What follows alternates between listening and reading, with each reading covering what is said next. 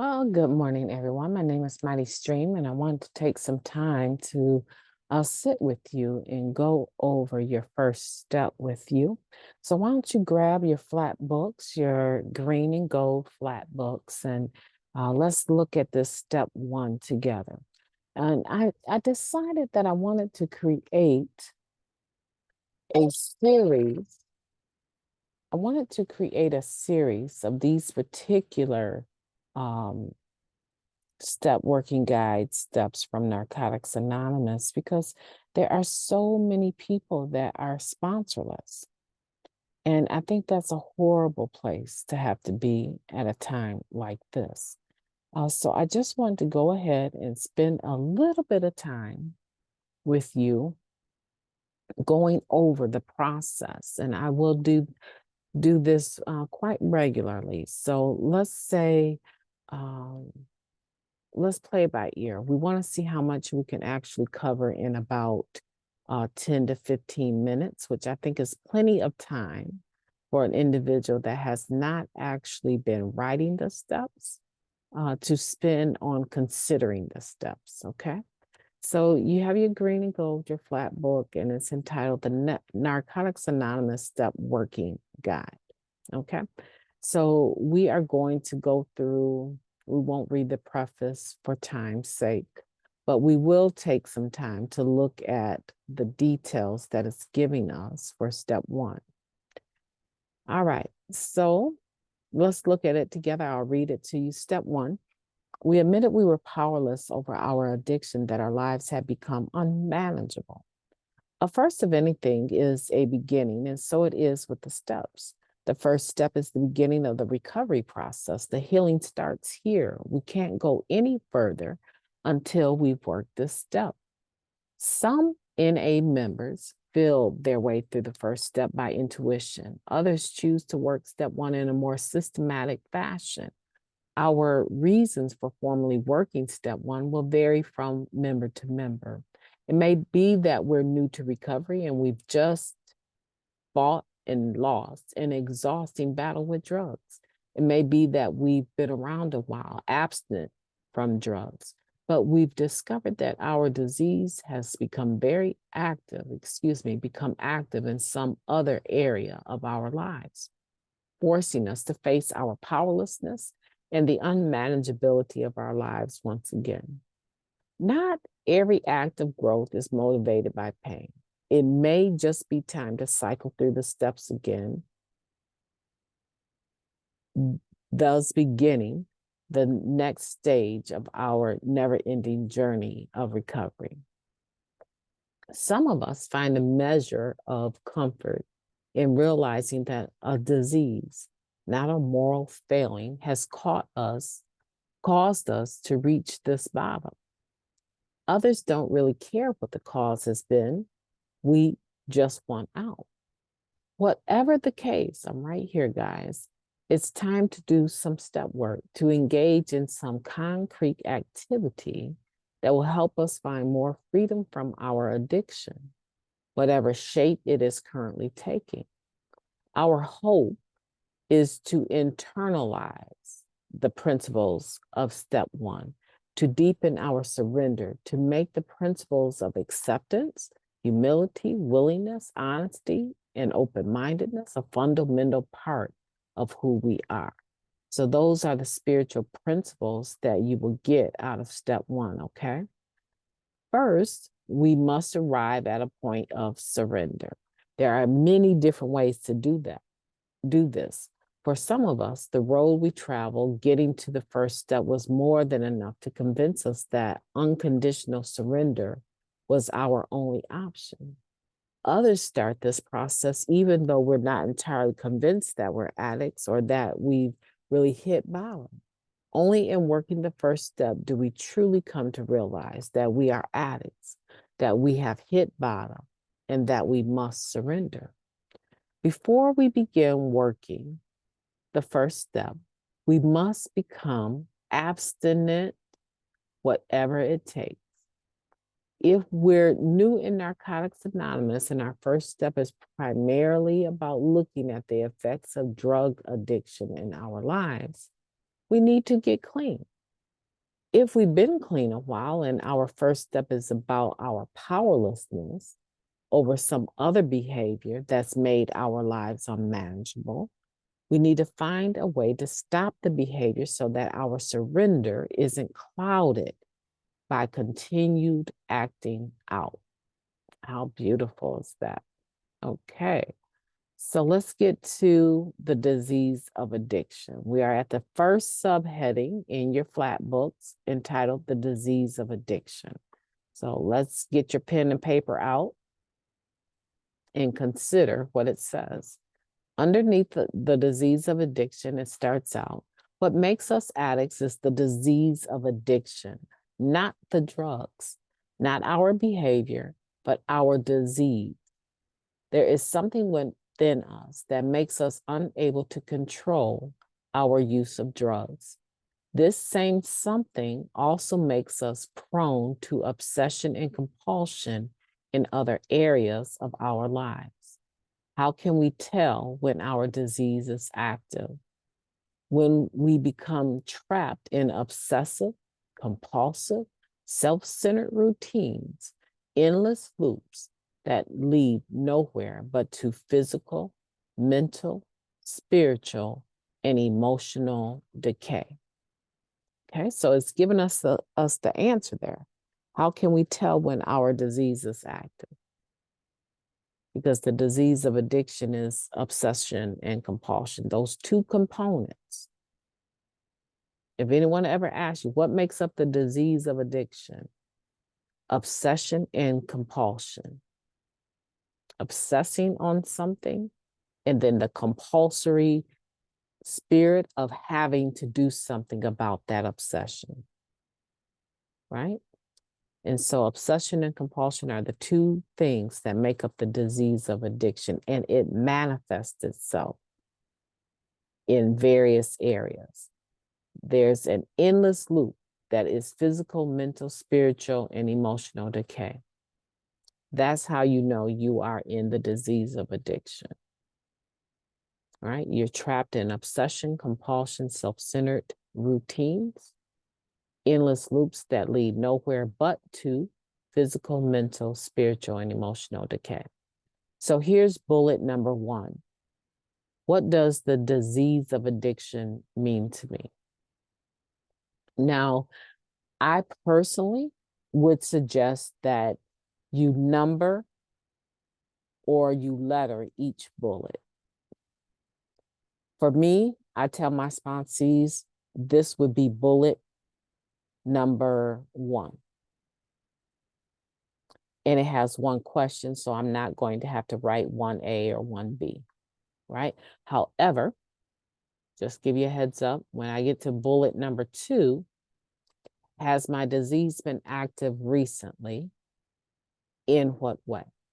So that's 2 questions. So that would be 2A, would be, has my disease been active recently?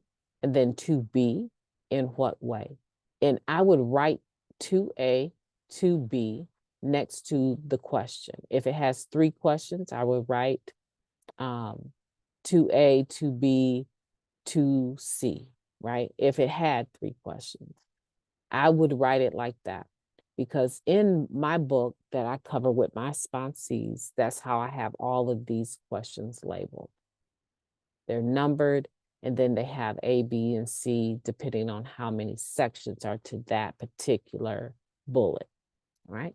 So that if I'm on the phone with them, we are reading the same question, the same part of the question.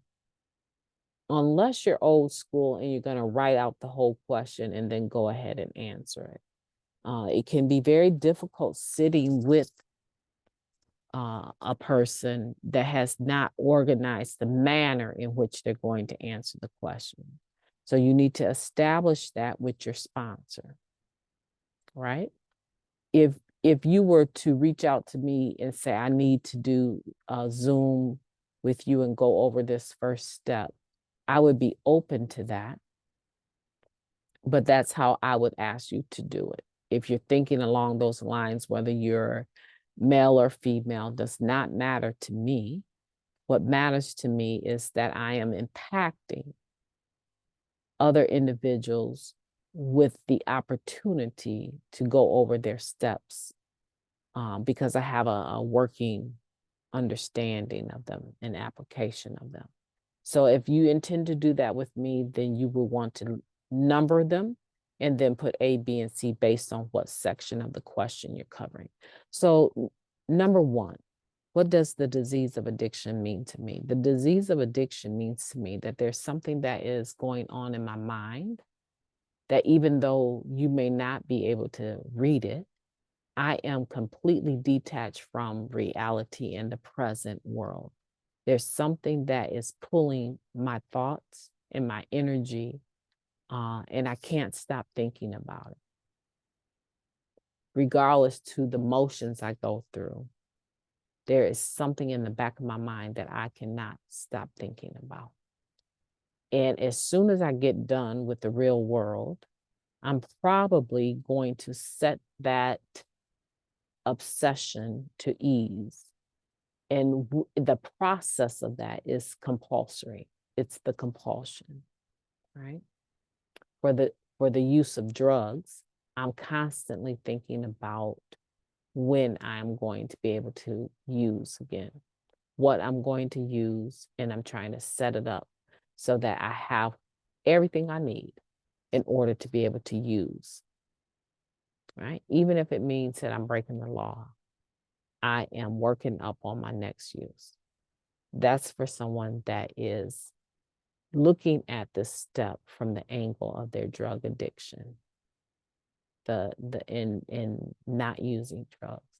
But if you're a person that's been around for a while and you're looking at how your disease of addiction has transferred to other areas of your life, like gambling and lustful sex and so many men and so many women, and one is too many and 1,000 is never enough, and shopping, online shopping, hoarding, overeating, right? It could be many different things, because after you put the drug down, you can almost certainly assume that obsession and compulsion is not going to be lifted immediately. It may be for drugs, but it's not going to be lifted from you completely. It's going to transfer itself to another area. And so that's what that means to me. Question number 2A, has my disease been active recently? And then 2B, in what way? Has my disease been active recently?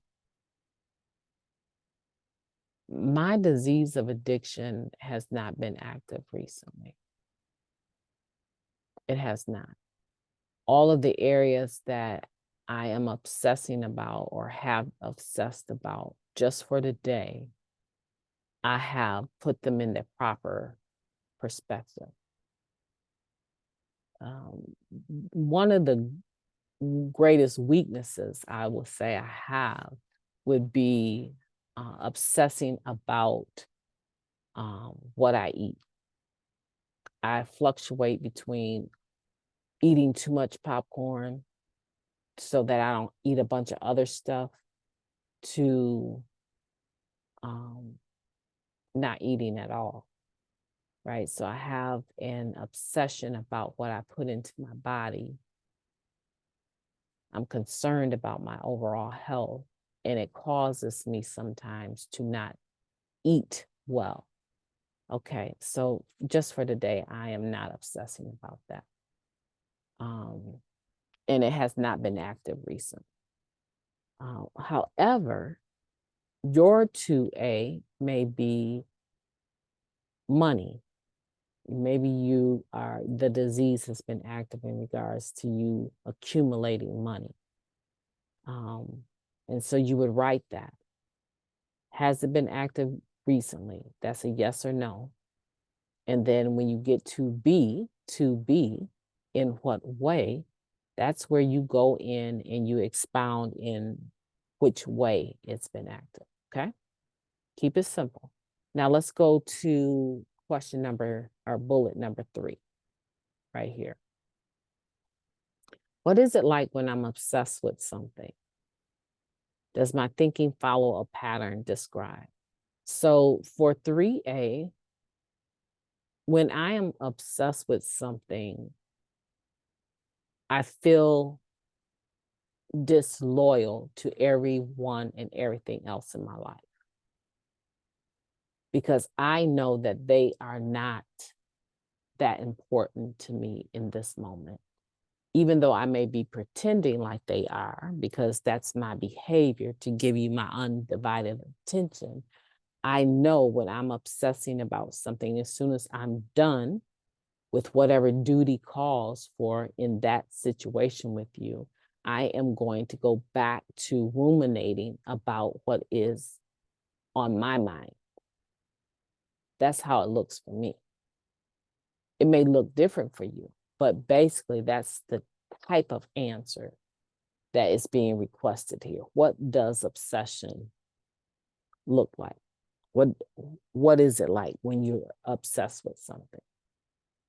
And then 3B, does my thinking follow a pattern? And then that is a yes or no. That is a closed, what I call a closed-ended question. Let me cough for a second.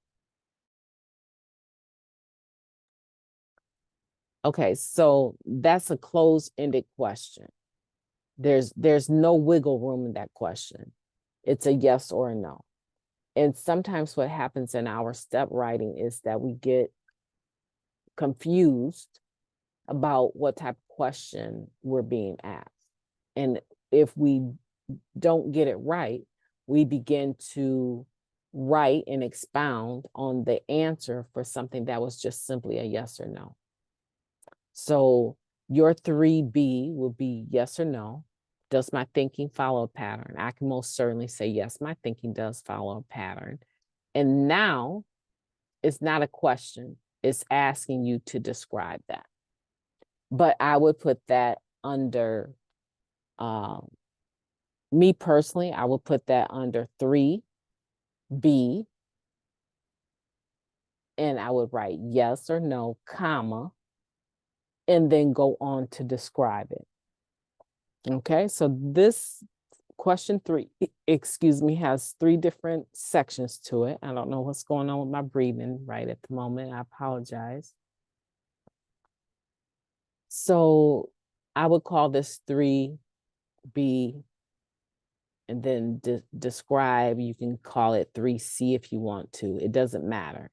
But after you say yes or no, you need to make sure you put a comma and then go into this third section, right? Your sponsor I will definitely be able to follow, but your sponsor will also be able to follow you easily that way. Okay, let's talk about question number 4, bullet number 4. When a thought occurs to me, do I immediately act on it without considering the consequences? This right here is going to be 4A. You see that?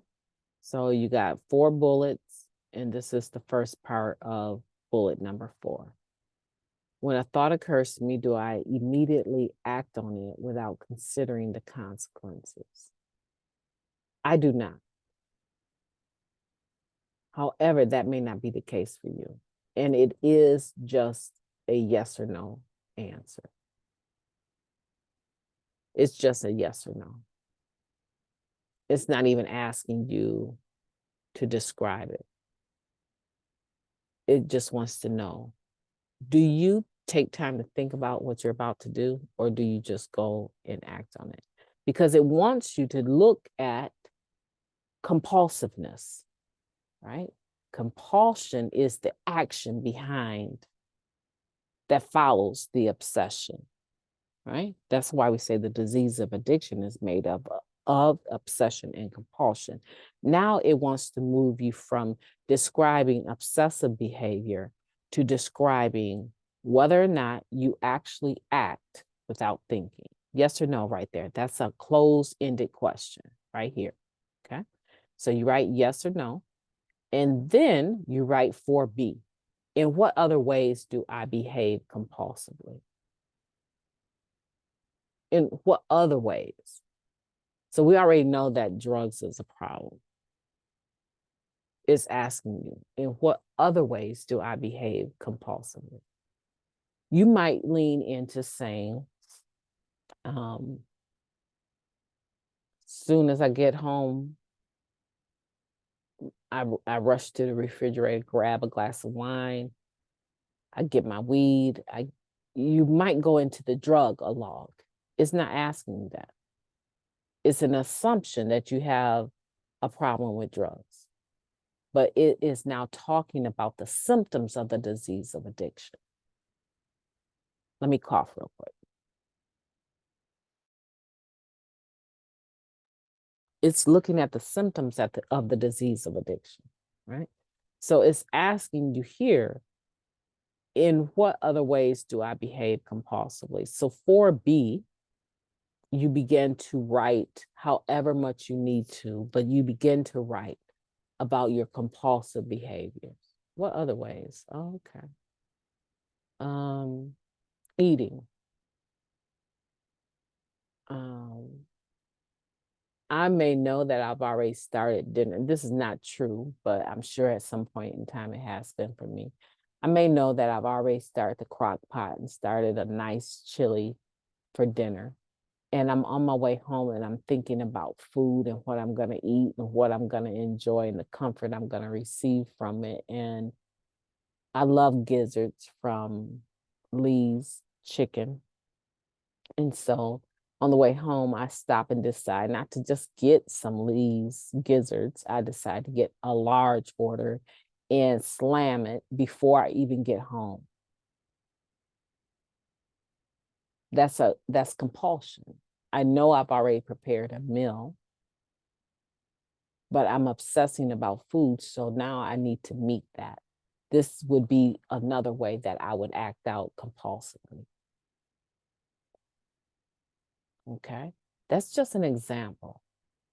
But we're not necessarily looking at the drug use. It is an assumption that if you're doing your first step, that you've been there with the drugs.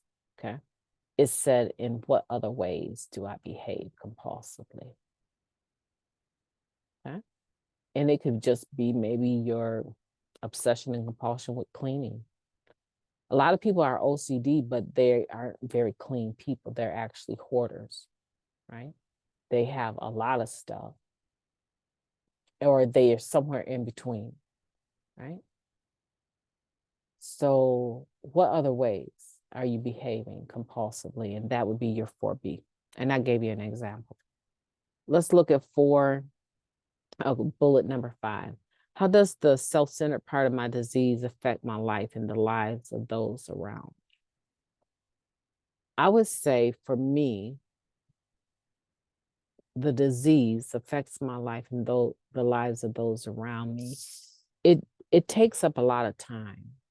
If nothing else, just the obsessive part can be very time consuming, and it can cause irritation, because if I'm constantly being interrupted, I'm trying to focus on what I'm trying to focus on. I'm obsessing over that, and I'm being interrupted by other situations and people. I become internally angry. Now you're in the way of what I'm trying to do. So it is a negative for me because it'll cause anger. And if I become angry and resentful, I start making poor choices. I start speaking poorly. The choice of words are poor. But I also will not notice things if I'm driving or stuff. You know what I'm saying? I am not as present as I need to be, and it will show in some error. And the errors can be and have been costly at times. So that's how does the self-centered part of my disease affect my life and the lives of those around me. Now, those around me don't get the best part of me. They don't even get the most authentic part of me. They get what I give them. And that's a problem because they may need more. Like, I'm raising 2 boys These are my great nephews I'm raising. And I am very attentive that our mornings are very special. That's our family time and our evenings. And if I am in the disease of addiction and it's manifesting in some other way, I am rushing to touch bases with them and then come out of their presence and move on to work. They don't get the best of me, nor do they get the best of what they require to be healthy mentally and emotionally and spiritually and physically. And that is just not acceptable today. When I say I'm raising children that are not my own, it doesn't mean that I don't treat them like they are my own.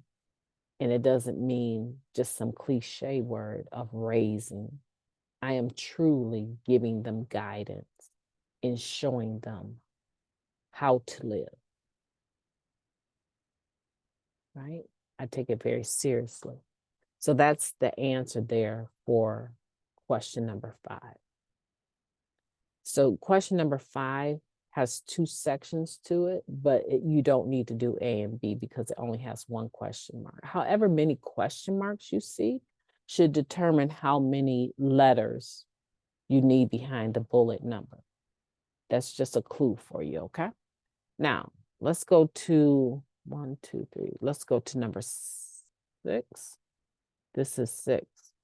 So you see how many question marks there are here. 1, 2, 3, 4. You are going to have, maybe even here. I can't, because this is a PDF version, I can't tell if this right here is a bullet or not. Let's see. I want to take that back because I can actually just grab a copy. Hold on.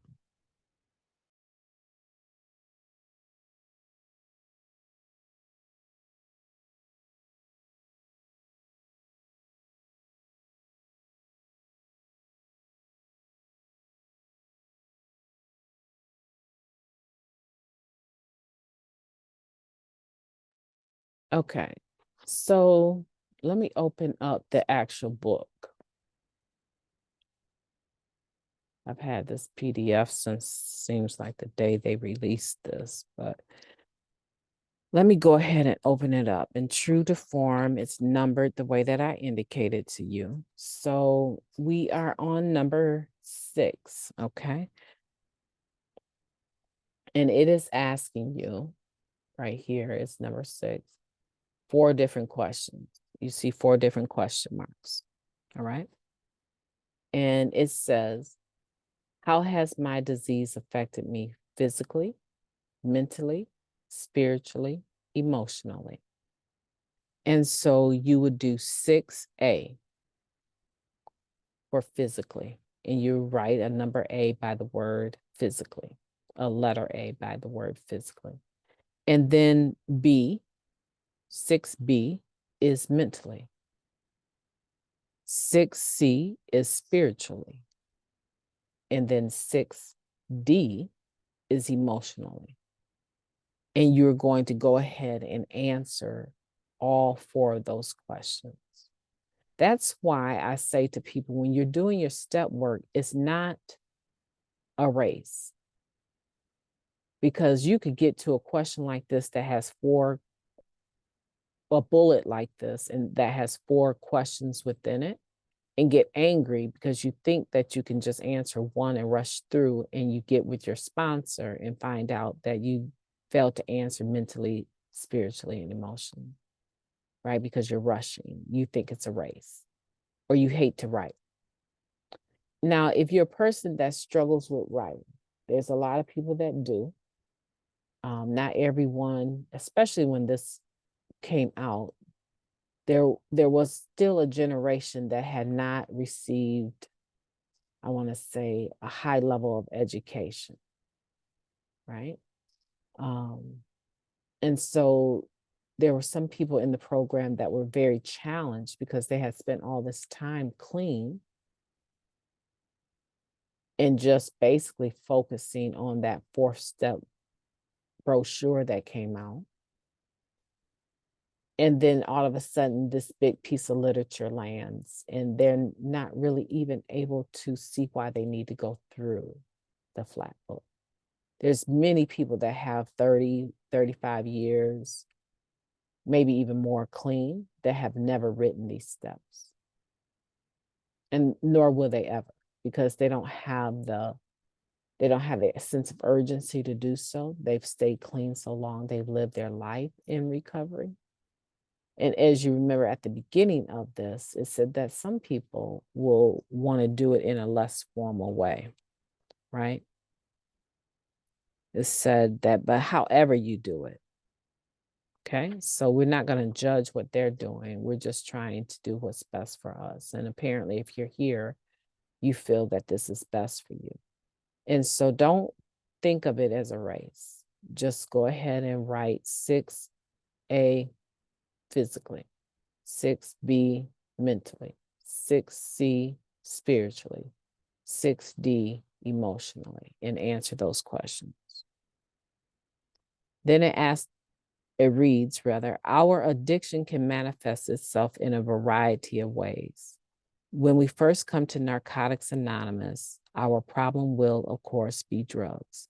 Later on, we may find out that addiction is wreaking havoc in our lives in any number of ways. I want to go back to the last statement that I made before I get to this bullet. This is a bullet, even though it is not noted in this PDF file. So this is bullet number 7 in your book, okay? It is a bullet with a dot, right? It doesn't have these little arrows, but it is a bullet, and you would label this question: what is the specific way in which my addiction has been manifesting itself most recently, right? What is the specific way, detailed way? What pinpointed? Talk about it, write about it. This is going to be bullet number 7. And bullet number 7 seems similar to bullet number 2. Has my disease been active recently? Yes or no? In what way? But here in number 7, it's saying now that we've talked a little bit about the disease of addiction and how it can manifest itself physically, right? In bullet number 6, mentally, spiritually, and emotionally. Now tell us a little bit more about what specific way is your addiction manifesting itself most recently. It's coming back to it because it wants to know why you feel you need to do this step. There's a reason. And there's probably some behavior that still needs to be addressed, even if you're not picking up the drug. Right? The basic text tells us that many books have been written about the nature of drugs or the disease of addiction, but this book is written about recovery from the disease of addiction. And the only way you're going to be able to recover is if you know what you're recovering from. You have to be able to see your disease of addiction coming so that you can note it and handle it appropriately. And that's why it's asking you the same question, but in different words. Okay? And so you're going to label that as 7 and answer that. Now let's do one more and then we'll be done, and we'll come back, at another time and do denial. All right. Number 8. Let's go on to 8. How many question marks do you see in 8? I see 3. Okay, so that means that you're going to have 8A, 8B, and 8C. Okay, so let's look at 8. Have I been obsessed with a person, place, or thing? So 8A is a yes or no answer. If you answer yes, you're going to go on to 8B. If so, how has that gotten in the way of my relationship with others? See, because the disease of addiction has a pattern and it has a consequence. And generally speaking, because it's obsession and compulsion,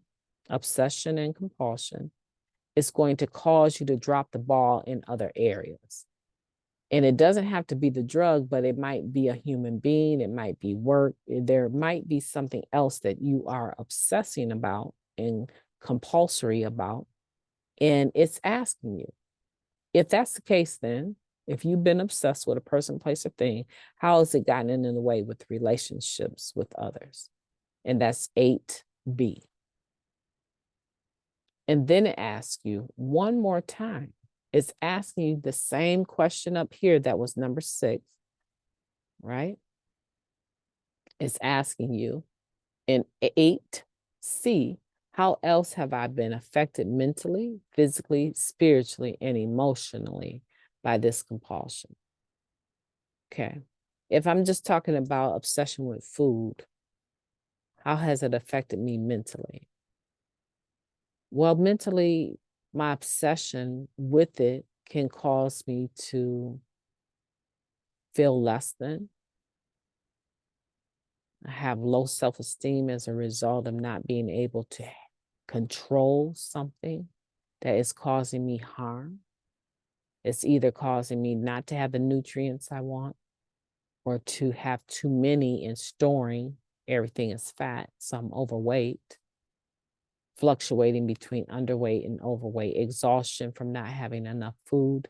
So mentally, it causes me to have issues with how I think about myself. Physically, it's affecting me because it's causing me not to have the energy that I should have. Either I'm lethargic because I'm not having enough nutrients, or I'm lethargic because I'm overweight from having too many. So it's very draining. Okay. And even maybe causing me to want to drink caffeine so that I can get the energy that I need to reboot and do the things I need to do. You see? So now we're going deeper. Now we're going deeper. You're talking about this obsession. Maybe it's pornography. How is that affecting your relationship with other people? Well, if you're in a relationship with someone, but you're looking at other women or men while that person is not around, it's causing you to pull yourself away from being present in that relationship, right? And mentally, it's making you feel like you're cheating because you are, right? You're being unfaithful to them. You're gazing upon the body, naked body of other individuals, sexualizing them instead of having that intimacy with your mate. So I'm giving you an example of what that could look like. And then it's asking spiritually, well, it's causing me to have a disconnect from the God of my understanding because I really believe that that's not okay with the God of my understanding, right? It's causing me not to want to pray. And I'm just giving you an example of what your answers could look like. And then emotionally, by this obsession. Emotionally, are you up, angry, down, depressed as a result of this? And you expound on that. And that's what 8A, B, and C would look like. Now, my name is MightyStream. I've enjoyed going over your first step with you, giving you an idea of how to go about answering these questions. I hope that you have benefited from this. And I will come back in, right? I will come back in and do denial. I can't tell you exactly when, but I want you to be very thorough about this first section and not rush through it, and so maybe when you are by yourself, you can have your paper out and you can say, I'm going to do 2 questions in the morning, 2 in the evening. There's 8 here, and not questions, but bullets. I'm going to do 2 in the morning and 2 at night, 2 in the morning and 2 at night. And if you do that, it'll take you about 4 or 5 days to answer these completely. And then you move on to the next section. What I wanted to say is maybe your sponsor will allow you to go over the answers as you get section by section done. And then that will help you develop a connection with your sponsor so that you get in the flow of coming to them in regards to your step work, right? You're coming with the solution. Maybe your sponsor be like, yeah, I got an hour. I can, yeah, I can talk to you. Let's cover as many as we can get through together. No problem. See, because if you have a sponsor that is living this, they don't necessarily even need to have the book in front of them to do this with you, right? So I'm believing that this has been beneficial for you. My name is MightyStream. If you want to hit me up with a question about your step work, or book a time to actually go through, as I indicated, I'm really feeling led to do this, and it doesn't matter to me what gender, what sex you are. I'm really feeling that people are lacking the true benefits of the program because they don't have a sponsor and they need to get busy with this step work. Reach out to me at recoveryofhope21@gmail.com.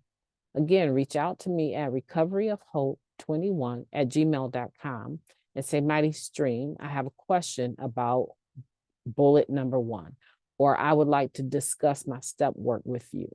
And I will temporarily help you with that until you're able to get something. And maybe temporary isn't the answer, but, or the way to put it, because it can make people standoffish. But if this is what is required to get you going in your recovery, I'm willing to do that with you because I love the God of my understanding and I know what I am supposed to be doing. And this is a part of that. And there would be no greater honor than to help you get through your step work, okay? So feel free to do that. My name is MightyStream. Reach out to me at recoveryofhope21@gmail.com. I look forward to hearing from you. Have a beautiful day.